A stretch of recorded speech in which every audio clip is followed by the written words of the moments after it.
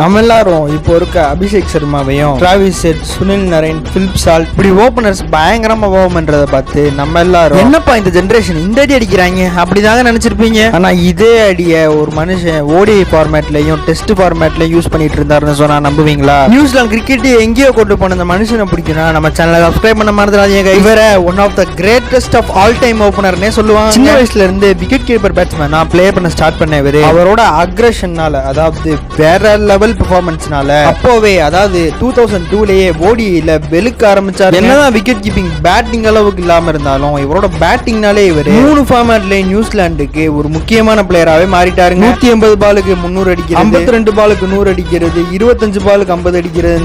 இந்த பவுலர்ஸ்லாம் த கோட் அதாவது greatest of all times சொல்லுவாங்கல்ல, அவங்களே போட்டு தூக்கி சாப்பிட்டுருவாரு. ஐபிஎல்ல கேகேஆர் விளையாண்ட முதல் மேட்ச் 158 ரன். இவரோட டெஸ்ட் கிரிக்கெட்டோட லாஸ்ட் மேட்ச் ஆஸ்திரேலியா கூட எத்தனை பேருக்கு ஞாபகம் இருக்கு?